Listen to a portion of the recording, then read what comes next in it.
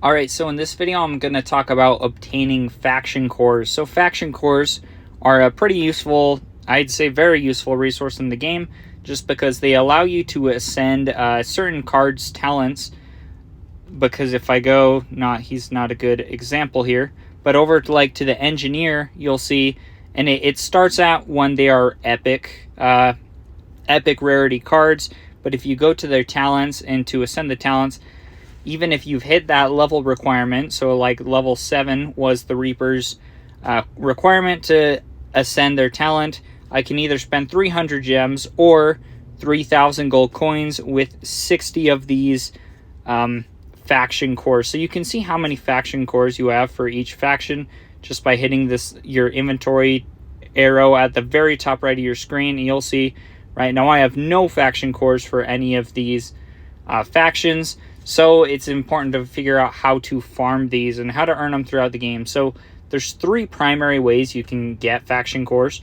So the first I'll talk about is just the season pass. So throughout the season pass, so anytime you see this little multicolored circle, it's a multicolored pentagon within a circle. This is how you earn faction cores. You have a 20% chance of getting any of the 50 of any of the faction cores, but you'll find these rewards within the season pass. They're not terribly frequent, which is the only downside, but you'll see every once in a while within the season pass there is a chance to get faction cores. Now the next place I go to look is your arena just PvP rating rewards.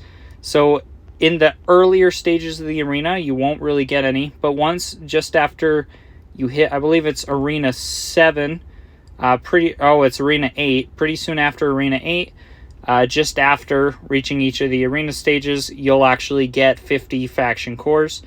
And then as well as, if we go over to the quests and their career quests, you have to get past a few chapters in order to get them, but starting with chapter 11, there's a lot of these career chapter quests. When you complete all these career quests, you'll get a bunch of faction cores that way, and then you can get faction cores just from various events and stuff they do in the game. But I'd highly recommend just focusing on farming those, and make sure you do use them and upgrade cards wisely. You don't want to spend your faction cores on a bunch of cards you're not going to end up using.